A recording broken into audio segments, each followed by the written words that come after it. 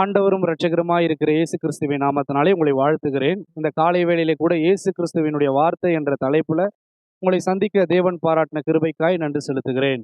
இந்த காலை வேளையிலையும் நீங்க யோசிப்பீங்க, இன்னைக்கு எனக்கு ஒரு கிருபை கிடைச்சா, இன்னைக்கு என் வாழ்க்கையில் ஒரு சமாதானமான ஒரு நாள் இருக்குமா அப்படின்னு நீங்க ஒருவேளை நீங்க யோசிக்கலாம், அல்லது அதற்காக பிரயாசப்படலாம். அதையே நீங்க சிந்தித்து கொண்டிருக்கலாம்.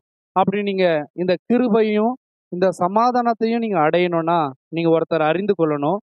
2 பேதுருவினுடைய புஸ்தகம் 1ஆம் அதிகாரம் 2வது வசனம் இப்படியாய் சொல்லுகிறது, தேவனையும் நம்முடைய கர்த்தராகிய இயேசுவையும் அறிகிற அறிவினால் உங்களுக்கு கிருபையும் சமாதானமும் பெருக கடவது என்று சொல்லி, நீங்க ஆண்டவராகிய இயேசு கிறிஸ்துவை அறிந்து கொண்டீங்கன்னா உங்களுடைய வாழ்க்கையில கிருபையும் சமாதானமும் அது பெருக கடவது என்று சொல்லி வேத வசனம் இப்படியாய் சொல்லுகிறது. அப்ப நீங்க இன்னைக்கு முதல்ல செய்ய வேண்டியது என்ன விஷயம்னா, உங்களுக்கு ஆண்டவராகிய இயேசு கிறிஸ்துவை அறிந்து கொள்ளுகிற ஒரு அறிவு உண்டாகணும். அந்த அறிவு எதன் மூலமா கிடைக்கும்னா, வேதம் சொல்லுகிறது, புஸ்தக சுருளிலே அவரை குறித்து எழுதப்பட்டிருக்கிறது, வேத வாக்கியங்கள் அவரை குறித்து பேசுகிறது என்று.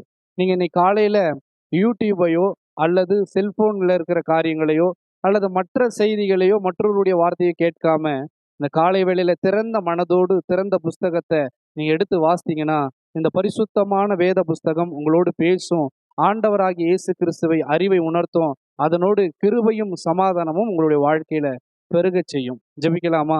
கிருபையும் இரக்கம் மகா பரிசுத்தமுள்ள எங்கள் நல்ல பிதாவே, உடைய குமாரனாகிய இயேசு கிறிஸ்துவின் நாமத்தினாலே நாங்கள் ஜெபிக்கிறோம். இந்த காலை வேளையில உமக்கு முதலிடம் கொடுக்க, உம்மை அறிகிற அறிவில நாங்கள் வளர எங்களுக்கு உதவி செய்தருளும். எங்களுக்கு சமாதானமும் கிருபையும் பெருக கடவதாக. இயேசு கிறிஸ்துவின் மூலம் ஜெபம் கேளும் ஜீவனுள்ள நல்ல பிதாவே, ஆமென்.